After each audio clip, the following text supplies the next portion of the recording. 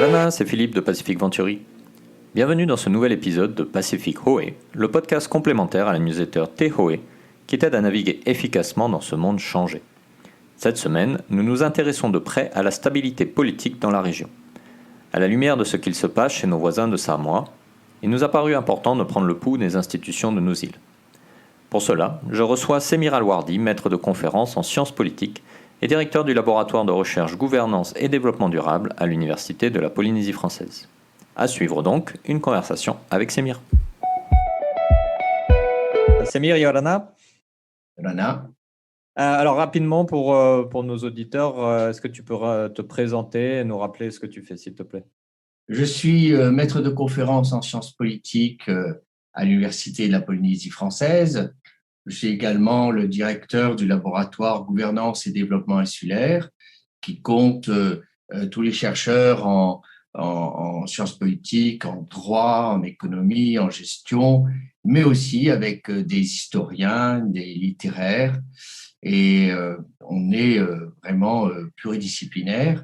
Mais en revanche, on travaille tous sur l'Océanie. Et c'est notre spécialité, la spécialité du GDI. Oui, Nous sommes une trentaine avec des doctorants, et notamment un doctorant de Nouvelle-Calédonie, et nous travaillons donc sur tous les problèmes que rencontre l'Océanie. Et tu as eu l'occasion toi-même de publier un grand nombre d'articles sur le Pacifique, l'Océanie et les institutions régionales. Exactement. Alors, et même, alors, pour faire un peu de publicité, on sort dans 1 mois et demi à peu près un livre sur le colloque qu'on avait donné il y a 1 an et demi sur l'Indo-Pacifique. L'Indo-Pacifique comme réponse aux nouvelles routes de la soie. Et ça tombe très bien puisque le président de la République Macron vient ici en Polynésie fin juillet et qu'il a placé la Polynésie française au cœur de cet Indo-Pacifique, puisque c'est grâce à la Polynésie, la Calédonie et la Réunion que la France peut se prétendre comme puissance du Pacifique. Exactement. Et on aura très certainement l'occasion du coup d'en reparler prochainement. Voilà, exactement. Alors, donc, Semir, les récentes élections donc, à Samoa ont eu lieu et ont surpris de nombreux observateurs. Et toi également, j'imagine, puisque c'est un pays qui en effet connu une très longue stabilité et qui aujourd'hui se retrouve coincé dans un conflit institutionnel majeur causé alors, par des questions d'égalité homme-femme, de transition générationnelle, d'opposition, etc. Alors, est-ce que pour toi, c'est un problème ponctuel, comme ça peut arriver parfois au niveau politique, ou est-ce que c'est vraiment le signe d'une évolution plus profonde des démocraties dans le Pacifique? Non, je pense que c'est beaucoup plus ponctuel. Il y a là-dedans, je vois 2 problèmes. Le premier problème, c'est que l'AEPA est au pouvoir depuis 21 ans.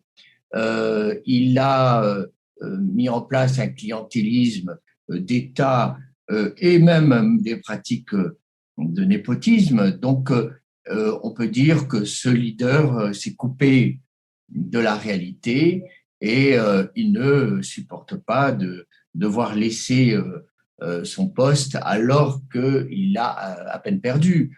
On a connu ça en Océanie, Gaston Flosse qui perd son pouvoir en 2004 et qui fera tout pour revenir, quitte à s'allier avec ses ennemis. Ce ne sont pas des choses surprenantes. On n'oublie pas qu'en Océanie, quelqu'un qui gagne une élection n'est pas assuré de prendre le pouvoir, puisque par des effets de nomadisme politique, eh bien, les majorités peuvent se défaire. On a vu ça au Vanuatu, on a vu ça au Cook, on a vu ça un peu partout. Donc, c'est pour ça que je dis c'est plutôt conjoncturel. La deuxième raison, et qui est intéressante parce qu'elle vient se greffer à la première, c'est la place des femmes en Océanie. Nous sommes la dernière région au monde quant à la place des femmes en politique. La dernière région au monde. C'est-à-dire qu'il y a à peu près 6,4% de femmes dans le jeu politique. Alors, il est évident qu'on enlève la Nouvelle-Zélande et l'Australie. Et même ce chiffre n'est pas un bon chiffre parce qu'on y inclut les territoires français.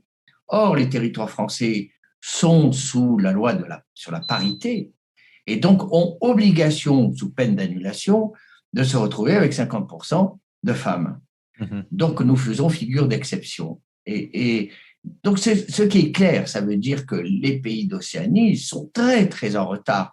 Et de voir arriver Fiam Naomi à la tête des Samoa, société extrêmement traditionnelle où nous avons les batailles qui forment les parlementaires, cela peut poser quelques problèmes. Alors que cette femme est la fille du premier ministre du Samoa après l'indépendance, et puis c'était quasi le bras droit de Tula Epa. Donc, c'est une femme politique d'envergure, une chefesse aussi. Donc, mais il y a ça aussi, de se voir succéder par une femme peut poser des problèmes à Tula Epa. Donc, à l'instar de tout ce qui se passe en Océanie. Je ferai une petite remarque, c'est que si la Calédonie et la Polynésie française on connaît cette parité homme-femme en politique, c'est que la loi a été imposée par la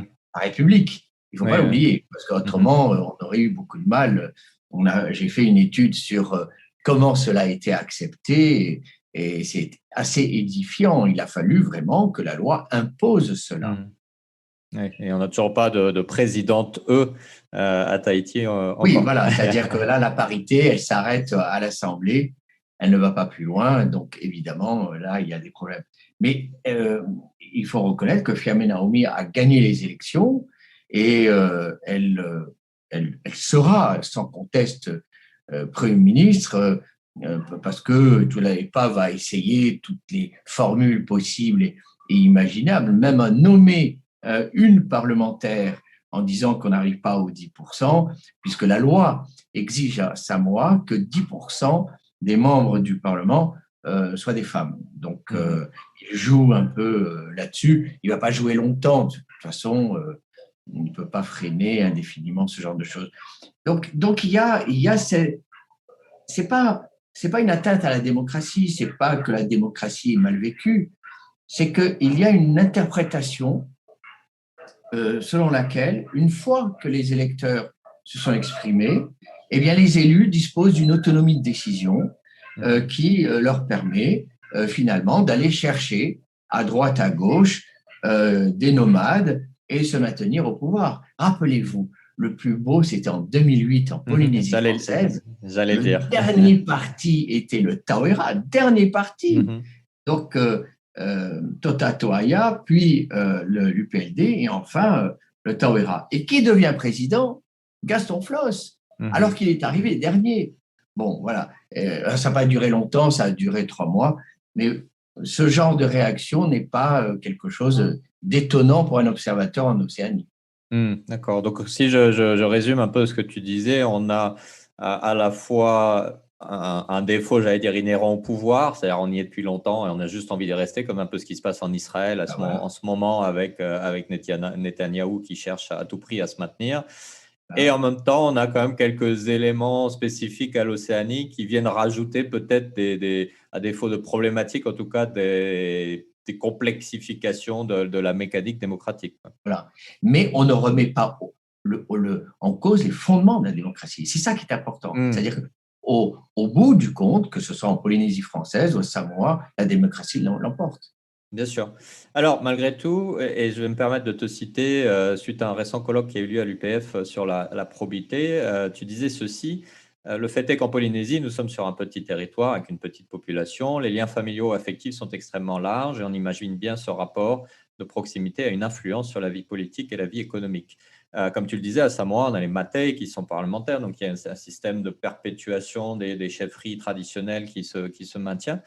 Donc, est-ce que finalement, pour garantir la stabilité de nos institutions dans le Pacifique, il ne faudrait pas réfléchir à des institutions qui vont à la fois prendre la mécanique démocratique, on pourrait dire universelle, même si ce n'est pas forcément un mot très heureux, et la mélanger avec des pratiques plus traditionnelles des sociétés polynésiennes ou des sociétés pacifiques, pour justement trouver un équilibre qui va assurer la bonne adhésion aux principes démocratiques et en même temps la bonne correspondance aux coutumes, aux habitudes et à l'organisation socio-culturelle finalement des sociétés du Pacifique.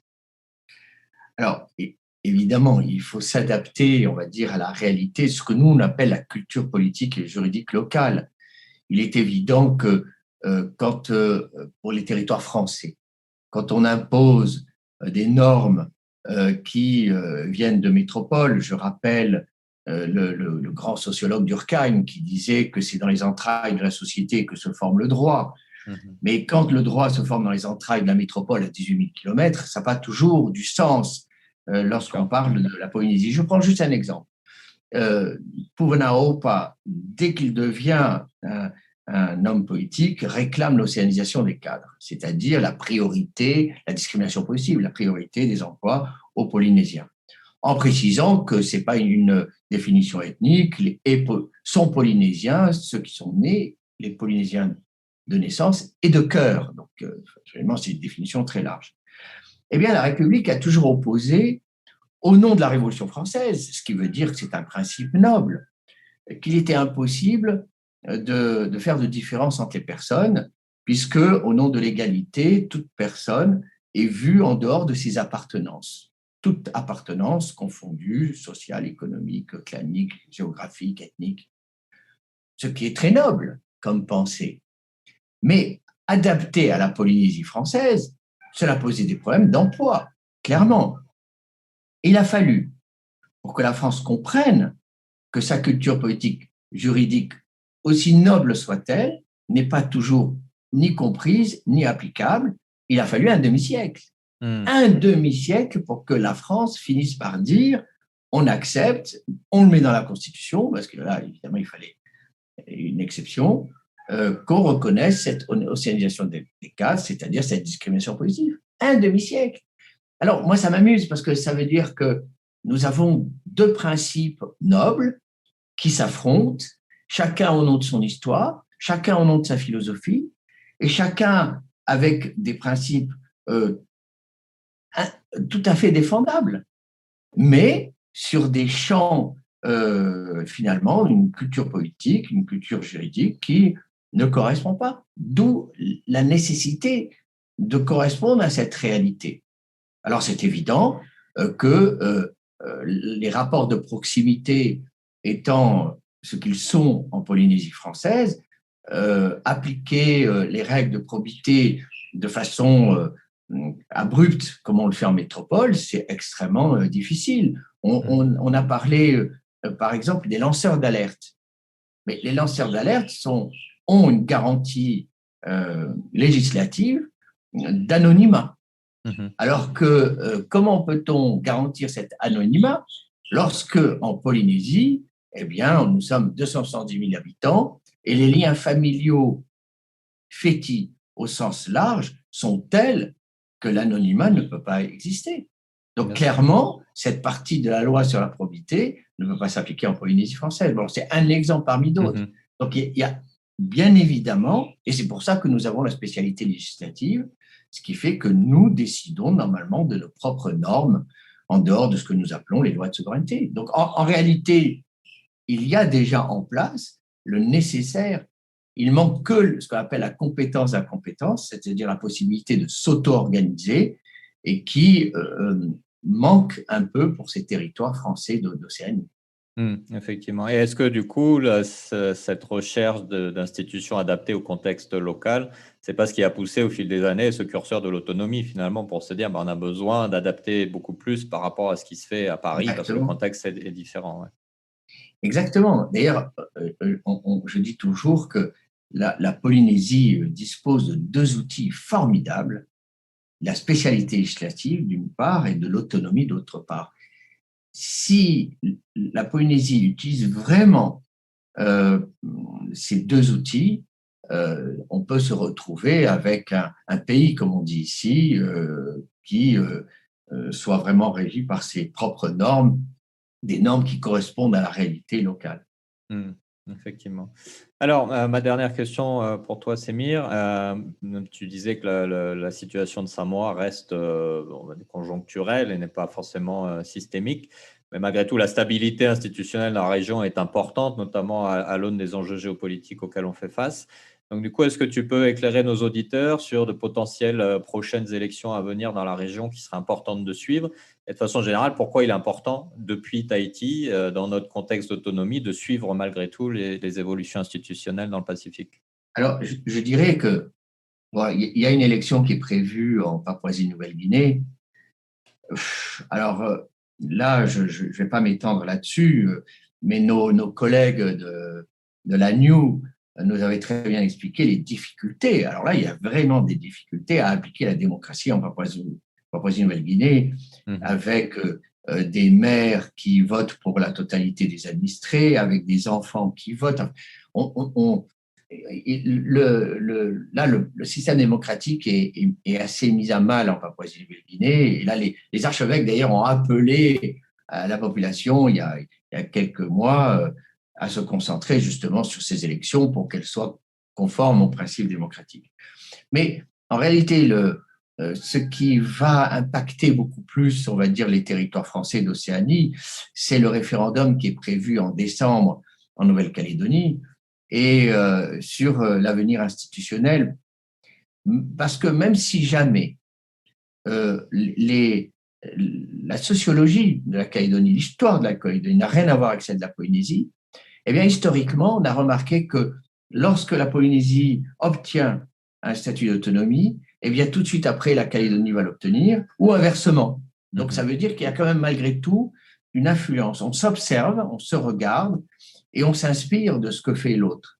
Et donc, il est évident que ce qui va se passer à partir du mois de décembre en Calédonie aura un impact sur la politique française.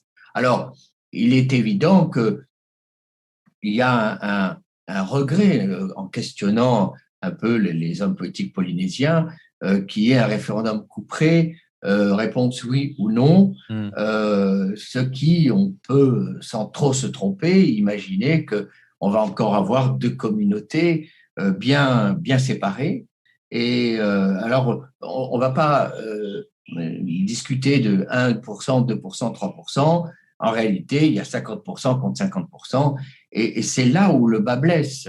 Et donc, le oui ou non est gênant dans le sens où c'est une opinion personnelle. Il eût fallu trouver une solution qui satisfasse les deux parties et faire un référendum sur cette solution-là, et pas attendre qu'il y ait pour la troisième fois une rupture entre les communautés pour trouver une solution, puisque chacun va rester arc-bouté sur ses positions. Alors, de quoi s'agit-il? Eh bien, en fait, on revient depuis un moment sur un statut anglo-saxon. Les anglo-saxons ont été très pragmatiques dans leurs anciennes possessions. Je vais vous dire une chose clairement, c'est ça qui est très intéressant. C'est que par rapport à ce qu'on disait tout à l'heure, eh bien, les anglo-saxons s'adaptent à chaque situation. Chaque île a son statut d'État associé, son indépendance, son autonomie, son self-government. C'est vraiment adapté, c'est pas des catégories que nous avons, trois pas cartésien, quoi. Voilà. Bon.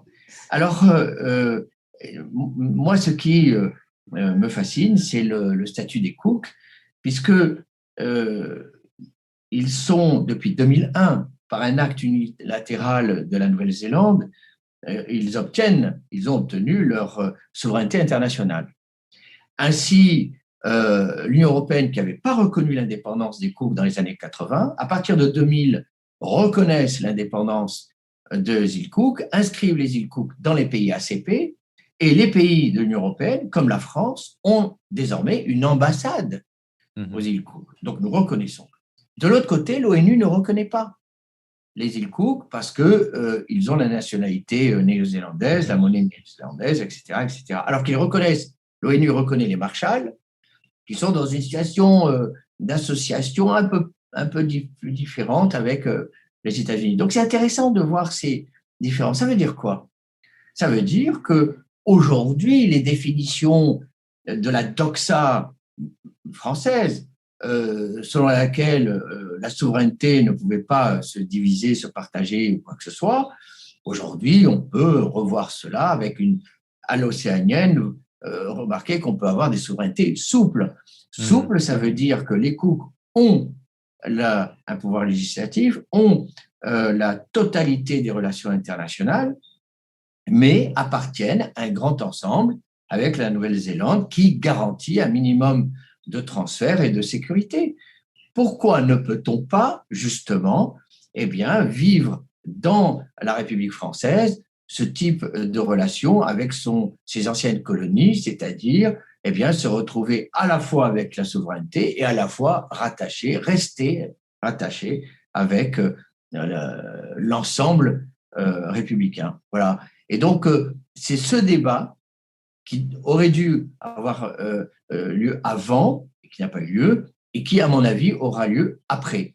Mais le problème, c'est que le ministre d'Outre-mer, Le Cornu, a dit, on peut très bien parler d'association. Sauf que l'association, selon l'article 88 de la Constitution, c'est d'abord l'indépendance, référendum sur l'indépendance, c'est donc le référendum couperé, puis l'association. Alors que non, le modèle anglo-saxon, c'est un modèle, en fait, qui se situe avant le référendum. Il n'y a pas eu de référendum d'autodétermination véritablement, ni à Niue, ni au Cook. Donc, en fait, c'est une solution qui pourrait satisfaire, évidemment, toutes les parties et qui est regardée, observée. Ici, en Polynésie française, de plus en plus, je rappelle que Edouard Fritsch a dit plusieurs fois, a utilisé, alors c'est symbolique, mais a utilisé le terme de souveraineté politique un certain nombre de fois. Donc, on peut gager qu'effectivement, ce qui se passera en Calédonie va inspirer nos politiques locaux et notre avenir institutionnel. Voilà. Super. Semir, merci beaucoup pour ton temps et tes éclairages sur ce sujet fascinant. Merci et à bientôt. Merci. Comme nous l'explique très clairement Semir, le Pacifique reste une région qui, bien qu'ayant des institutions actuelles qui sont le fruit d'une histoire subie, il semble que l'avenir soit placé sous le signe d'une évolution décidée, choisie, et qui ouvre la porte à des adaptations fascinantes des principes démocratiques. À suivre donc avec grand intérêt. N'hésite pas à partager cet épisode avec ton entourage et à le noter ou le commenter sur ta plateforme de podcast préférée. Tu peux retrouver la newsletter d'aujourd'hui sur nos réseaux sociaux ou notre site internet où tu peux également t'y inscrire gratuitement pour recevoir dans ta boîte tous les prochains numéros. Tu peux découvrir également tous nos podcasts et nos services sur notre site internet www.pacificventuri.com. Nos événements publics reprennent bientôt, n'hésite pas à visiter notre site pour connaître les dates et t'y inscrire pour participer. À la semaine prochaine pour un nouvel épisode, un nouveau thème. Nana!